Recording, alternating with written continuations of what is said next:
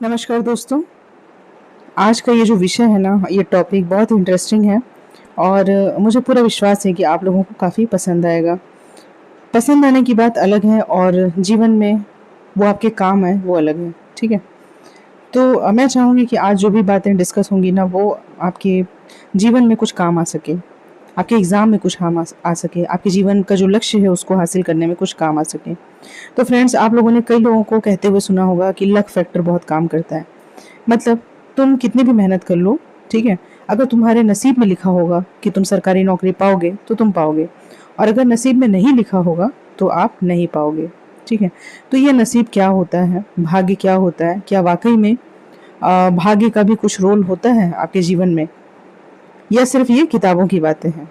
तो इस पे थोड़ा-सा चर्चा कर लेते हैं क्योंकि थोड़ा टाइम मिल गया है एग्ज़ाम के लिए और कहीं न कहीं दिल में ये सवाल आता है कि मेरी ये पूरी मेहनत जो है, वो मेरा प्रारब्ध कैसा है, मेरे कर्म कैसे हैं कि मुझे बार-बार सफलता नहीं मिल पा रही है प्रयास करने के बाद भी।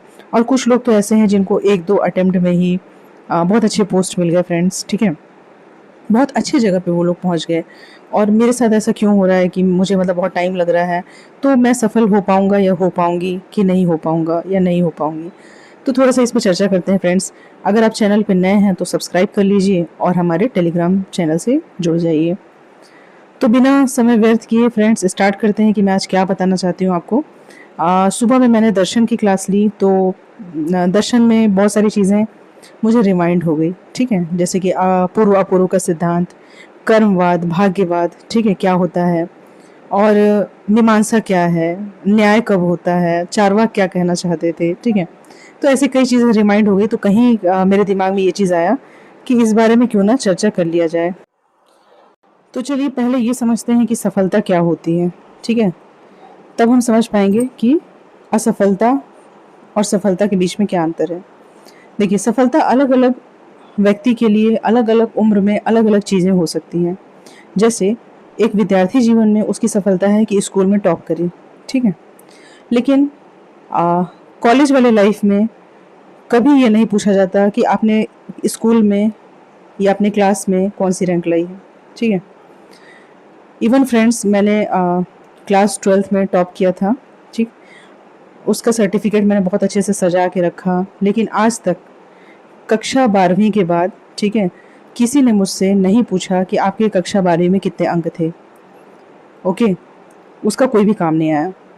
उसी प्रकार से अगर आप कॉलेज में टॉप करते हैं, कॉलेज में अच्छा करते हैं, फिर आपको लगता है ये आगे काम आएगा, काम आता है, ऐसा नहीं कह रहे कि वो पढ़ाई बेकार है, काम इसलिए आएगी कि जीवन में आपको चीज़ों को समझने में, करने में अगर आप बताइए मैथ्स अगर अच्छा नहीं किए होंगे स्कूल टाइम में, तो अभी आपका मैथ्स का पेपर सॉल्व नहीं होगा। अगर उस समय आपने ध्यान नहीं दिया होगा, तो आज आप उसमें पीछे रह जाएँगे। उसी तरह से इंग्लिश जिसकी वीक है, स्कूल टाइम में इंग्लिश अच्छी रही होगी, तो वो आज भी इंग्लिश अच्छी होगी। किसी को हिस्ट्री अच्छा लगा होगा, ज्योग्राफी में अच्छी मैप में पकड़ होगी, तो आज भी होगा, ठीक है? तो स्कूल के दौरान की जितनी पढ़ाई होती है ना दोस्तों, वो आपको आगे चल के कहीं न कहीं काम आएगी ही आएगी। तो सफलता विद्यार्थी जीवन में जो सफलता है ना, उसका एक पैमाना है कि इतने परसेंट लाना या फिर क्लास में ये वाली रैंक ले आना, वो अलग मैटर है। लेकिन उस दौरान जो आपने चीज़ों का अध्ययन किया, जो आपने पढ़ाई की, जो गुण आपके अंदर विकसित हुए, चाहे वो नैतिक गुण हों या फिर आपके पढ़ाई से रिलेटेड गुण हों या आपके व्यवहार से रिलेटेड हो, ठीक है? तो वो जीवन में कहीं न कहीं आपको काम आएगा ही, इसीलिए विद्यार्थी जीवन को कहा जाता है कि ये पूरे आपके जीवन का नींव है। ये बात हो गई स्कूल लाइफ के एक विद्यार्थी के बारे में। फिर आते हैं आप जॉब में, अगर आप वर्किंग हैं तो आपके लिए सफलता क्या है, ठीक है? सॉरी, उससे पहले आपको नौकरी पा लेना तो ज़रूरी है ना, जॉब में आने से पहले तो नौकरी पा लेना ज़रूरी है। आपने स्कूल कर लिया, आपने कॉलेज कर लिया, अब कॉलेज करने के बाद आपके पास पहली जो पहला प्रश्न है वो ये है कि अब आप क्या करेंगे? ठीक है? मतलब आपके जीवन यापन का क्या साधन रहेगा? उसके लिए कई लोग बचपन से ही ख्वाब पाले होते हैं, मैं डॉक्टर बनूँगा, मैं इंजीनियर बनूँगा, मैं प्रशासन में आऊँगा, ठीक है? या फिर मैं एक लीडर बनूँगा, पायलट बनूँगा, तो सबके अलग-अलग सपने होते हैं।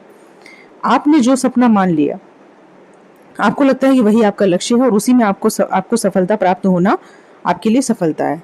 जैसे मान लीजिए किसी ने अपना लक्ष्य डिसाइड कर लिया है कि वो कुछ भी पायलट बनना चाहता है, ठीक है? वो पायलट बनना चाहता है। ऐसा एक लक्ष्य ना ऐसा एक सपना देखा था हमारे बहुत ही प्रिय, बहुत अजीज और बहुत ही रिस्पेक्टफुल जो राष्ट्रपति महोदय थे, पूर्व राष्ट्रपति कहा जाएगा, श्री एपीजे कलाम सर। ठीक है, नमन है उनको। ठीक है, उनकी इच्छा शक्ति, उनकी विल पावर, युवाओं के लिए उन्होंने क्या क्या बातें कही है शानदार। ठीक है, तो उन्होंने एक ख्वाब पाला था फ्रेंड्स कि वो अपने जीवन में क्या बनना चाहते हैं, पायलट बनना चाहते हैं। और उन्होंने इंजीनियरिंग किया, बहुत गरीब फैमिली से आते थे, बहुत संघर्ष किया उनका, आप पढ़िएगा। तो उन्होंने क्या किया, कोशिश किया पायलट बनने के लिए, लेकिन कुछ तो ऐसा हुआ, वो उस लक्ष्य को जो है प्राप्त नहीं कर पाए। लेकिन जब वो राष्ट्रपति बने फ्रेंड्स, ठीक है, और जब उन्होंने अपनी पहली फ्लाइट, फ्लाइट कहेंगे क्या कहेंगे, ठीक है, मतलब भावनाओं को समझिए, तो उन्होंने जब वो ड्राइव किया प्लेन को, ठीक है, फाइटर जेट में वो बैठे थे, तब उन्होंने लिखा कि मतलब अब मुझे समझ में आया कि मेरी इच्छा थी पायलट बनना और ईश्वर की इच्छा क्या थी, प्रेसिडेंट बनाना। तो अगर आप ईश्वर की इच्छा के हिसाब से चलते हैं ना, तो आपकी इच्छा तो उसी में निहित हो जाती है। इसलिए जीवन के किसी भी पड़ाव में हमें ये नहीं सोचना चाहिए कि मेरे साथ अच्छा नहीं हो रहा है या मुझे मेरी योग्यता के अनुसार चीज़ें नहीं मिल रही है। हाँ, आपकी योग्यता के अनुसार चीज़ें कब नहीं मिलेगी, जब आपका प्रयास या आपका एफर्ट जो है वो जो सर्वशक्तिमान है उसको लुभाने के लिए पर्याप्त नहीं है, या आपके अंदर उस गुण को विकसित करने के लिए उचित नहीं है। तो एक चीज़ तो ये निकल के आ गई कि सफलता हमारी जितनी सोच है, हम जितना सोच पाते हैं, ठीक है, उससे अलग बात है। मतलब हमारे हिसाब से जो चीज़ सफल होना होता है, वो किसी और के हिसाब से ज़रूरी नहीं कि सफल होना हो। जैसे एक और एग्जांपल बता रहे हैं, जैसे आपने अंबानी जी के पुत्र को देखा होगा, जिनकी वेडिंग सेरेमनी बहुत ही ज़्यादा फेमस हुई थी और हर जगह वीडियोज़ उसके जो है देखे जा रहे थे। तो उनके पास देखिए करियर अपॉर्चुनिटी बहुत अच्छी है, पैसा बहुत अच्छा है, उनको किसी भी प्रकार की और सफलता की आवश्यकता नहीं है। लेकिन हेल्थ के अकॉर्डिंग आप देखते हैं तो क्या आपको लगता है कि उतने मतलब मैं तो गिन भी नहीं सकती कितने पैसे होंगे उनके पास, क्या उतने पैसे में एक अच्छा हेल्थ मेंटेन किया जा सकता है या नहीं किया जा सकता? तमाम तरह की दवाइयाँ, ऑपरेशन, ठीक है, तमाम तरह की हेल्थ फैसिलिटी, डाइटिशियन, न्यूट्रिशियन आपको अवेलेबल हो सकते हैं उतने ही खर्च में, उससे काफ़ी कम खर्च में, ठीक है, लेकिन आपने एक अच्छा हेल्थ मेंटेन नहीं किया। तो आपके पास तमाम चीज़ें हैं बट हेल्थ नहीं है, सब चीज़ें हैं बट कैरियर नहीं है। पैसा है, कैरियर है। मेरे काफ़ी ऐसे दोस्त हैं जो फ्रेंड्स एसडीएम हैं और उन्होंने अभी तक शादी नहीं की है। अभी तक इन द सेंस कि एक उम्र होती है हर चीज़ में सेटल होने की, तो वो नहीं कर पाए हैं, या यदि कर लिए हैं तो कोई कई विपरीत परिस्थितियों से उनको गुजरना पड़ा। ठीक है, तो आपके अंदर ना एक ईगो भी आ जाता है कि मैं इतना पढ़ लिख के इतना अच्छे पोस्ट पे आया हूँ या आई हूँ, तो मेरे को फैमिली पार्टनर भी कैसा चाहिए जो मेरी सारी बातें सुने। जैसा प्रशासन में सबको बैठा के निर्देश दे देते हैं, वैसे ही घर में निर्देश दे देंगे तो सारा फॉलो हो जाएगा। लेकिन ऐसा होता है क्या फ्रेंड्स? ऐसा नहीं होता है। ठीक है, तो हेल्थ भी लेके चलना है आपको, परिवार भी लेके चलना है, कैरियर भी लेके चलना है, पैसा भी लेके चलना है, तब जाकर के एक समग्र सफलता सामने हमको दिखाई देती है। ये सारी बातें मैं क्यों बता रही हूँ? ऐसा नहीं है कि मैं डिमोटिवेट कर रही हूँ आप लोग को कि आप जो सोच रहे हैं वो गलत सोच रहे हैं, ऐसा बिल्कुल नहीं है। ये थोड़ा एक स्टेप बढ़ के मैं पहलुओं को थोड़ा सा आपको क्लियर करना चाह रही हूँ। दूसरी चीज़ ये है कि जो जिस स्थिति में हम होते हैं, मान लीजिए आप कहीं पे जॉब कर रहे हैं, ठीक है, कहीं पे भी किसी भी क्षेत्र में आप जॉब कर रहे हैं और आप चाहते हैं उस जॉब से बाहर निकलना, और आप दिन रात ना उस चीज़ को कोस रहे हैं, पता नहीं मेरे अंदर इतनी योग्यता थी और मुझे यही जॉब क्यों मिल गया, ईश्वर ने मेरे साथ बहुत अन्याय किया है, जो मुझे दिया उससे मैं संतुष्ट नहीं हूँ।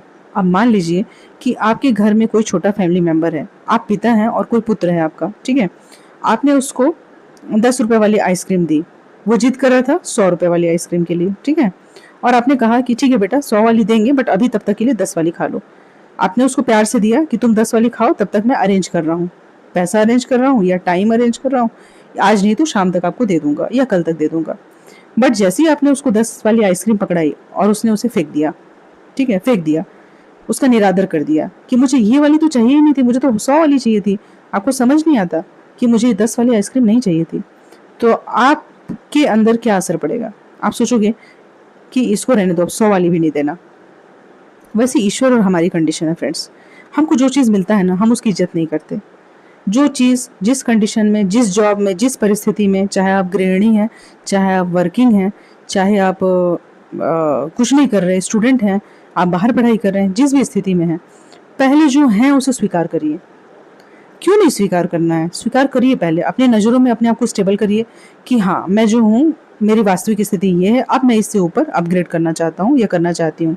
तो जो हैं आप उसकी इज़्ज़त करिए, तभी ईश्वर आपको वो देगा जिसके लिए आप प्रयासरत हैं, या ईश्वर आपको उस चीज़ के योग्य समझेगा।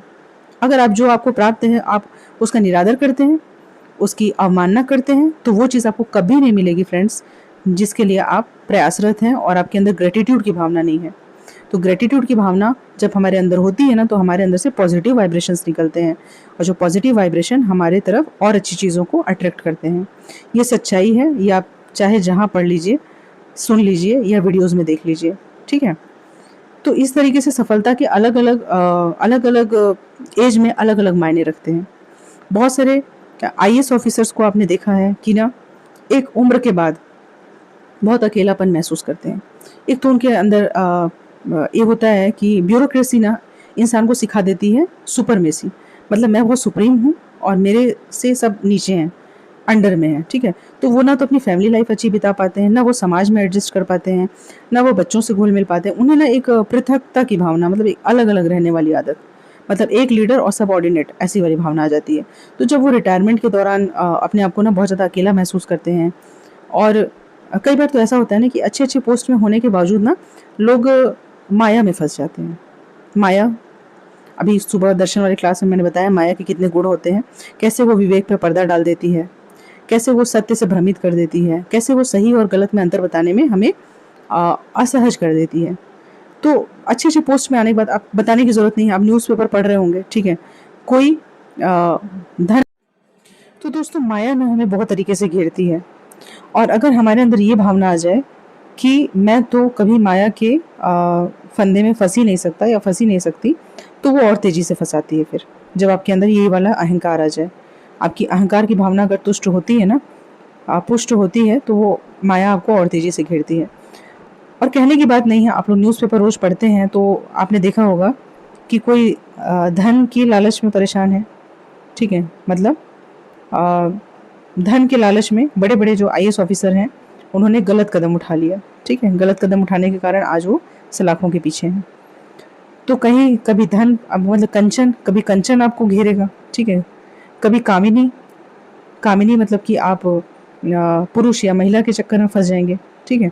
वो क्षणिक रूप से आपको तो लगेगा कि बहुत ज़्यादा अट्रैक्ट करेंगी वो सारी चीज़ें, लेकिन जब आप उसका दूरगामी प्रभाव देखेंगे फ्रेंड्स, तो वो आपको ट्रैप करेगा या करेगी। जब भी आप अच्छे पोस्ट पे आएँगे ना, इवन अच्छे पोस्ट पे नहीं भी हैं, किसी नॉर्मल पोस्ट पे भी हैं, तो आप देखिएगा ना आपको बहुत सारे लोग घेरेंगे।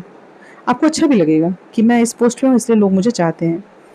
लेकिन ना आपके असली दोस्त, आपके असली फ्रेंड्स हैं, वही लोग हैं जो जब आप खुश नहीं थे, जब आप असफल थे तब भी आपके साथ थे, और परिवार जो आजीवन आपके साथ रहेगा।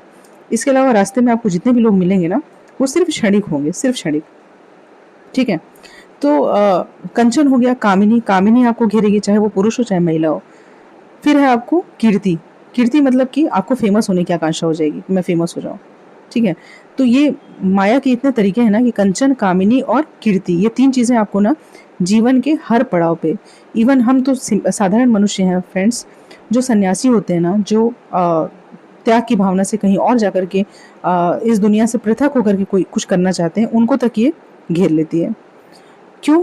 क्योंकि जब भी आप किसी अच्छे लक्ष्य की ओर बढ़ते हैं, चाहे ईश्वर की प्राप्ति लक्ष्य हो, चाहे पढ़ाई, एक अच्छा गोल हासिल करना आपका लक्ष्य हो, या फिर नौकरी हासिल करना, तो जब भी आप अच्छे पथ पे बढ़ेंगे ना, तो आपको ये डिस्ट्रैक्ट करने के लिए चीज़ें आएँगी। वो आपकी परीक्षा होती है कि आप उसमें पास हो पाते हो कि नहीं। तो क्या ऐसा है कि हम इन सब बाधाओं से कभी भी दूर नहीं हो पाएँगे? तो दूर हो पाएँगे अगर आप सरेंडर मोड में हो। सरेंडर मतलब आप जो भी सर्वशक्तिमान पे आप विश्वास करते हो, है ना? आप उसकी शरण में अगर चले जाते हो, तो आपको हर चीज़ से बचा लेगा या बचा लेंगी, ठीक है? पहले तो आपको उस माया के चक्कर में पड़ने नहीं देंगी, और अगर आप गिर भी जाते हो तो बिल्कुल दिक्कत नहीं है, वो आपको वहाँ से तुरंत बाहर निकाल लेती है फ्रेंड्स, ठीक है? लेकिन जब हम ये सोचते हैं कि हम ही करता-धरता हैं, हमने पढ़ के पास किया एग्ज़ाम, और अहंकार की भावना आ गई, ठीक है? कि ये मेरे कारण हुआ है, मेरे अंदर इतनी कैपेबिलिटी थी कि मैंने जॉब हासिल कर लिया। जब वो भावना आ जाएगी, और आप सरेंडर मोड में नहीं हैं, आप दूसरे का भला नहीं करते, किसी की नैतिकता नहीं करते, मानवता पे ध्यान नहीं देते, इतना ईगो रहता है ना फ्रेंड्स, आप किसी के ऑफिस में जाएंगे ना तो आपको लगेगा कि मतलब 5 मिनट में आप वहाँ से निकल जाएं। इवन 1 मिनट भी कई लोग को झेलना बहुत मुश्किल हो जाता है। उनके अंदर ये भावना होती है ना कि अगर कोई आपसे मिलने आया है उसको पहले बैठाओ, उसको झेलाओ कुछ देर और अपनी इम्पोर्टेंस बताओ कि मैं कितना बड़ा अधिकारी हूँ और आप किसके पास आए हो मिलने, आपके काम में ये चीज़ें हैं। तो मतलब बहुत ही ज़्यादा एटीट्यूड है लोगों में, बहुत ही ज़्यादा। मतलब सबको पता है कि ये काम करना ही है, बट उसको अगर आप आसानी से कर देते हैं तो आप कहीं ना कहीं उसकी जो गुड विशेस है ना उसके पात्र होंगे। कोई आया है दूर से, कितने किलोमीटर से गांव से चल के आया, अगर आप उसको 1 गिलास पानी पिला देते हो, गर्मी का दिन है, और बैठा देते हो थोड़ी देर, आप उसको दे कुछ नहीं रहे हो, लेकिन हाँ उसकी ना एक गुड विशेस, एक पॉजिटिव फीलिंग, एक पॉजिटिव एनर्जी जो है ना वो आपके लिए अच्छा काम करेगी। तो ये सारी फीलिंग सब में नहीं होती है फ्रेंड्स। आप भी अधिकारी बनिए तो एक ना अच्छे मतलब नैतिक गुणों वाले अधिकारी बनिए। नैतिकता बहुत ही ज़्यादा ज़रूरी है, बहुत ही ज़्यादा। आज भी नैतिकता से आप पढ़ाई करिए, कल को भी आपको फील्ड में भी नैतिकता के साथ रहना है। जब आप अधिकारी बन जाइए तो भी नैतिकता एक बहुत ही मतलब ज़रूरी मस्ट जो है ना, इसलिए एथिक्स का एक पेपर हो गया है, अपने हाथों नहीं है लेकिन एथिक्स का एक पेपर इसीलिए रखा गया है कि एथिकल गुण हमारे अंदर होने चाहिए। हम बात कर रहे थे भाग्य पर फ्रेंड्स, ठीक है। इतनी सारी कहानियाँ मैं क्यों बता रही हूँ, ताकि आपको पहले समझ में आए कि लक्ष्य का निर्धारण कैसे होता है। हम अपने हिसाब से अपने लिए अच्छा लक्ष्य समझ लेते हैं और फिर हम आते हैं भाग्य के ऊपर कि मेरा भाग्य नहीं होगा इसलिए मुझे ये नहीं मिला, या मेरा भाग्य अच्छा था खराब था इसलिए मेरे साथ ऐसा हो रहा है। तो फ्रेंड्स भाग्य कैसे बनता है? भाग्य आज से बनता है, भाग्य अभी से बनता है। अगर आप सुबह से उठ के आप अपना एक एक मिनट जिस चीज़ को आप प्राप्त करना चाहते हैं उसके लिए लगाते हैं, एक एक घंटा लगा देते हैं, फिर वो एक एक दिन लगा देते हैं, फिर एक एक महीना, फिर वर्षों वर्षों, ठीक है। तो मिनट से लेकर के ना टाइम लिमिट नहीं है, आप पूरा डिवोट कर देते हैं, पूरा सरेंडर मोड में कि मैंने हर दिन रात उसी के बारे में सोचा, ठीक है, उसी के बारे में सुनना चाहा, उसी के बारे में समझना चाहा, उसी के बारे में लिखना चाहा, तो वो आपका भाग्य बन जाता है। मतलब उसको फिर ईश्वर भी नहीं रोक सकते। फ्रेंड्स साइंस है, गणित का नियम जो होता है ना उसको ईश्वर भी नहीं नकार सकते। जो चीज़ें अगर कर्म में आ गई हैं तो वो फल में फलीभूत होंगी ही होंगी, आज नहीं तो कल। अभी मीमांसा में हमने पूर्व के सिद्धांत में क्या पढ़ा कि कर्म और फल दोनों के बीच में क्या होता है? पूर्व का सिद्धांत, अपूर्व का सिद्धांत। मतलब भाग्य, नियति, प्रारब्ध, ठीक है, दोनों के बीच की कड़ी है। उसे हम ईश्वर भी कह सकते हैं, उसे हम भाग्य भी कह सकते हैं। तो एफर्ट करना आपके हाथ में, गीता में भी यही बात कही गई है कि कर्म करना आपके हाथ में है, लेकिन फल और फल की इच्छा रखना फ्रेंड्स वो हमारे मतलब हमें नहीं रखना चाहिए। फिर निष्काम कर्म के बारे में भी मैंने बताया कि जिस तरह से एक कच्चा चना होता है उसे अंकुरित करेंगे तो झाड़ बन जाएगा, लेकिन फूटा हुआ चना आप लाख अंकुरित कर लो वो झाड़ नहीं बनेगा। तो जब भी किसी कर्म को आप निष्काम मतलब कि बिना फल की भावना से आप पढ़ रहे हैं, आप एग्जाम के लिए पढ़ रहे हैं, लेकिन आपके अंदर ये भावना नहीं है कि मेरे को ये चीज़ मिल ही जाए, फिर आप बोलोगे कि ऐसा कैसे संभव है, मतलब मुझे रिजल्ट की आकांक्षा ही ना हो और मैं पढ़ाई में भी ध्यान दे सकूं। तो संभव है, इसलिए संभव है कि जब आप पढ़ते हो, जब अच्छे से पढ़ते हो मन लगा के, तो आपको खुशी मिलती है। मतलब आपने जो कर्म किया पढ़ना उसका फल आपको तुरंत मिल गया, आप खुश हो गए, अंदर से आपको अच्छी अच्छी फीलिंग आने लगी, ठीक है। ऐसे पर डे का आप डिसाइड करो, आपने गाय को रोटी खिलाई, आपको अच्छी फीलिंग आई, उस कर्म का फल आपको तुरंत मिल गया, ठीक है। आपने किसी की हेल्प की, हेल्प मिलने से क्या करने से क्या हुआ, आपको खुशी मिली, ठीक है, आपको तुरंत उस कर्म का फल मिल गया। तो जो लॉन्ग टर्म फल है, मतलब आप रोज अच्छा कर रहे हो तो क्यों वो अच्छा नहीं होगा, वो कभी ना कभी तो अच्छा हो ही जाएगा। और भाग्य से कोई चीज़ें मिल भी जाती है ना, मान लीजिए आपका पुराना कर्म या पुराना प्रारब्ध अच्छा है। जैसे एक व्यक्ति का मैंने पढ़ा था, कौन बनेगा करोड़पति में, वो 1 करोड़ कमाने वाले पहले व्यक्ति थे शायद, आप देखिएगा सर्च करिएगा। तो वो मेंटली प्रिपेयर नहीं थे कि अगर मेरे पास अचानक इतना धन आ जाएगा तो मैं उसका क्या करूँगा। बट उनका पुराना प्रारब्ध था, उनका पुराना मतलब नियति के साथ प्रारब्ध कुछ रहा होगा कि इसको इस उम्र में इतने धन का लाभ होना है। लेकिन क्या उस धन को स्टोर रखने लायक कैपेसिटी उनके अंदर डेवलप थी? देखिएगा फ्रेंड्स, उन्होंने कितने पैसे लॉटरी में लगा दिए, कितने मतलब कितना डिस्ट्रॉय किया है पैसे का, जितना अपव्यय हो सकता है ना। और आज की डेट में ना वो फिर रोड पे हैं, फिर वो रोड पे आ चुके हैं। आपको मेरी बातों पे यकीन ना होना, आप यहीं पे पॉज करके और सर्च करिए कौन बनेगा करोड़पति में, कौन व्यक्ति था जो बर्बाद हो गया, आपको बहुत सारी स्टोरी मिल जाएगी। तो चीज़ों का मिल जाना ना भाग्य है, अचानक मिल जाना। लेकिन उस चीज़ को आप कंटिन्यू कैसे कर पाते हो, उसकी इज्जत कर पाते हो कि नहीं, आपके अंदर कैपेबिलिटी अगर डेवलप नहीं है ना, तो आप फिर उस चीज़ को नहीं कर पाओगे। अचानक आपका प्रे निकल जाए, अचानक आपका मेंस निकल जाए, अचानक आपका इंटरव्यू निकल जाए और आप पोस्ट पा जाते हैं। पोस्ट पाने के बाद भी उस पोस्ट के साथ आप कितना न्याय कर पाओगे? क्योंकि आपने संघर्ष देखा ही नहीं, आपने चीज़ों को गंभीरता से लिया ही नहीं, आपको हर चीज़ क्या है आसानी से मिल गई। देखिए, इसका मतलब ये नहीं बोल रही हूँ फ्रेंड्स कि आपको फर्स्ट अटेम्प्ट में कोई चीज़ हासिल नहीं हो सकती। अगर आपको फर्स्ट अटेम्प्ट में हासिल हो भी रही हैं चीज़ें ना, definitely and 100% I am sure कि आपने स्कूल टाइम में, कॉलेज टाइम में टाइम दिया है, आपने मन लगा के पढ़ाई की है, आप रात रात भर जगे हैं, ठीक है? मतलब कहीं न कहीं आपको इस कर्म का भुगतान तो करना ही पड़ेगा जितने की आवश्यकता है।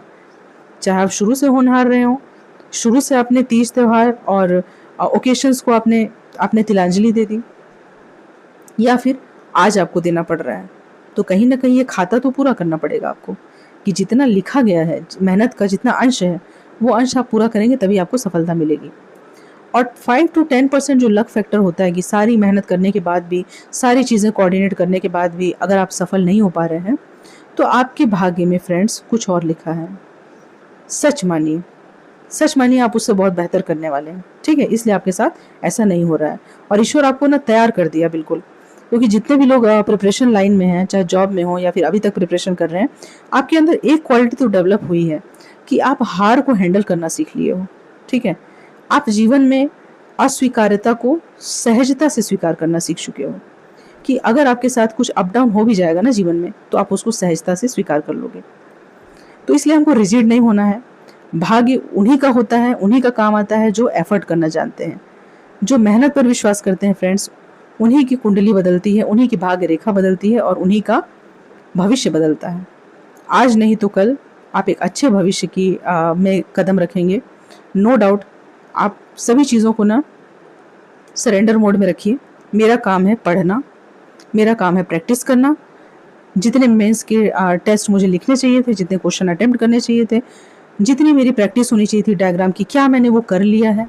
अपने अंदर से पूछिए, आप आँख बंद करके अपनी अंतरात्मा से पूछिए कि एक व्यक्ति जो दिन में 4 से 5 टेस्ट लिख रहा है, डायग्राम्स कंप्लीट कर रहा है, आंसर एनालिसिस कर रहा है, ठीक है? और मैं क्या कर रहा हूँ, अपना कंपैरिजन कर लीजिए और फिर बताइए कि किसकी योग्यता ज़्यादा थी, मतलब ईश्वर किसको वहाँ तक पहुँचाए। लास्ट ईयर का रिजल्ट आप खोल के देख लीजिए, टॉप 10 में कितने लोगों ने किस किस संघर्ष से पढ़ाई की, ठीक है? कितना मोटिवेटिंग है। जॉब के साथ, पत्नी और बच्चों के साथ आप चीज़ों को हैंडल करना, ठीक है? बच्चे इतना ज़्यादा डिस्टर्बिंग होते हैं कि मतलब उनके साथ अगर आप पढ़ने की कोशिश करेंगे ना, तो उनको आप समझा सकते हैं, ना उनको आप रोक सकते हैं और ना उनके साथ कंटिन्यू कर सकते हैं। फिर सामंजस्य बना के, मतलब समाज में भी आपको अपनी भूमिका निभानी है, पेरेंट्स को भी देखना है, पत्नी और बच्चे के भी डिमांड्स पूरे करने हैं, उसके बाद आप पढ़ाई कर रहे हो। तो इतना बड़ा संघर्ष आप कर रहे हो, तो ईश्वर क्यों नहीं आपको तवज्जो देगा? और वो भी 1 साल से नहीं, कई साल से लोग लगे हुए हैं। तो पहले अपनी मेहनत का आकलन करिए और फिर आप ये आकलन करिए कि आप उस योग्य हैं कि नहीं। तब आप भाग्य की बात करिए। भाग्य तो लास्ट में आता है, पहले तो मेहनत आता है, पहले कर्म आता है। तो अगर मेहनत और कर्म आप लोगों ने किया है, उसके बाद ईश्वर से मनाइए, सरेंडर मोड में हो जाइए कि ईश्वर मेरे साथ जो होगा अच्छा ही होगा। आप जैसा मेरे लिए उचित समझते हैं, आपकी रज़ा में मेरी रज़ा है, आपकी इच्छा में मेरी इच्छा है। आप मेरे से जो करवाना चाहते हैं, जो बेस्ट करवाना चाहते हैं, आप मेरे से करवा लीजिए। मैं पूरा सरेंडर मोड में हूँ, ठीक है? मेरी कोई अपनी इच्छा नहीं है, जो इच्छा है आपकी है। और कभी भी फ्रेंड्स संकल्प नहीं करना चाहिए। संकल्प मतलब संकल्प कर लिए कि मैं ना ये चीज़ पूरा हो जाएगा तो यहाँ जाऊँगा या यहाँ जाऊँगी, यहाँ मत्था टेकूँगा या यहाँ मत्था टेकूँगी, ठीक है? या फिर संकल्प कर लिया कि मुझे यही बनना है, मुझे डिप्टी कलेक्टर का पोस्ट ही चाहिए, उसके अलावा मुझे कुछ नहीं चाहिए, ठीक है? कल को ना आप डिप्टी कलेक्टर बन जाओ, फिर आपकी सारी सारी चीज़ें मान लीजिए डिस्टर्ब हो जा रही हैं, फैमिली लाइफ डिस्टर्ब हो गया या कुछ। मैं ऐसा नहीं कह रही हूँ कि ऐसा होता ही है, बट आपके लिए, हर व्यक्ति के लिए ईश्वर ने कुछ अलग अलग बनाया है, अलग अलग चीज़ें उसके अकॉर्डिंग फिट की हुई हैं। तो संकल्प इसलिए नहीं करना चाहिए कि हमें ईश्वर पे भरोसा रखना चाहिए और ये सोचना चाहिए कि जो हमारे लिए अनुकूल होगा। जब भी मंदिर जाइए, मत्था टेकिए, मस्जिद जाइए, नमाज़ पढ़िए, ठीक है? आप चर्च जाते हैं, ठीक है? वहाँ प्रेयर करते हैं, ये प्रेयर करिए कि मेरे लिए जो सही है ना ईश्वर, वो मुझे दीजिएगा। जो मेरी कहानी का जो सर्वश्रेष्ठ रूप होगा, वो मेरे जीवन में आए। किसी और की कहानी का रूप मुझे नहीं चाहिए।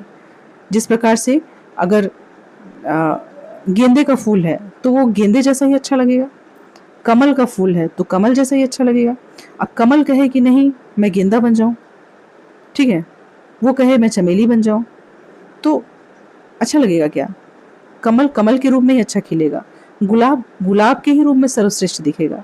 तो हम कमल और गुलाब क्यों बनना चाहते हैं? हम जो हैं उसी फूल उसी रूप में अच्छा खिलें, ऐसी हमारी भावना होनी चाहिए। और हमारा भाग्य भी ना हमारे अंतर्निहित गुणों पर डिपेंड करता है। और हमारा दायित्व तो है, हमारी रिस्पॉन्सिबिलिटी है कि हम हमारे शरीर को, मन को और हमारी आत्मा को, तीनों चीज़ को एक साथ एक लक्ष्य पर पूरे कंसंट्रेशन के साथ लगाएं। ठीक है, उसके लिए ज़रूरी है तीनों का स्वस्थ होना। शरीर को स्वस्थ रखिए, आलसी मत बनिए, ठीक है, आत्मा को स्वस्थ रखिए, अच्छे साहित्य पढ़िए, अच्छी लोगों से डिस्कशन करिए, खराब की चीज़ों में सोशल मीडिया पे बहुत ही अश्लील चीज़ें ना देखिए जिससे मन खराब हो, ठीक है, क्योंकि ये चीज़ें शुरू में अच्छी लगती हैं, फिर जब आप ट्रैप हो जाएंगे ना, वहाँ से निकलना मुश्किल हो जाएगा, बहुत मुश्किल है, मतलब आप चाहेंगे भी तो भी नहीं निकल पाएंगे। तो अपने आप को इन सब चीज़ों से बचाइए, जो चीज़ें आपके आसपास है ना उससे थोड़ा सा बचने का कोशिश करिए। तो मन को साफ रखिए, आत्मा को साफ रखिए, बुद्धि को साफ रखिए और उसको अच्छा अच्छा पोषण दीजिए, खाने का पोषण अच्छा, किताबों का नॉलेज का पोषण अच्छा, ठीक है, और नैतिक चीज़ों का थोड़ा सा स्पिरिचुअलिटी से जुड़े रहिए, मेडिटेशन करिए 5-10 मिनट। उसके बाद देखिए भाग्य क्यों नहीं काम करता है, और भाग्य वहीं तक आपको ले जाकर छोड़ेगा जिसके आप योग्य हैं, जो आपके लिए बनाया गया है। तो आशा करती हूँ कि आपको मेरी बातें समझ में आई होंगी, और हो सकता है कि मैं कहीं पे गलत भी हूँ। मैंने जितनी बातें कही हैं वो मेरे अनुभव के हिसाब से, मेरी शिक्षा दीक्षा और मेरे संस्कार के हिसाब से, ठीक है। वो ज़रूरी नहीं है कि वो चीज़ें आपके हिसाब से भी सही हों या सर्वमान्य सत्य हों, लेकिन मेरा अनुभव है, चूँकि मैं इसको शेयर करना चाहती थी। अगर आपको कहीं पे भी ये चीज़ें काम आए आगे चल के तो मुझे अच्छा लगेगा फ्रेंड्स। आप नए हैं तो चैनल को सब्सक्राइब कर दीजिएगा, और अभी तक मुझे सुनने के लिए फ्रेंड्स बहुत बहुत धन्यवाद। आगे हम पढ़ाई को कंटिन्यू करेंगे, अभी इंटरनेशनल वाला कवर करना है हमको, और बहुत सारे टेस्ट पेपर्स भी देखने हैं। तो बहुत बहुत धन्यवाद फ्रेंड्स, थैंक यू।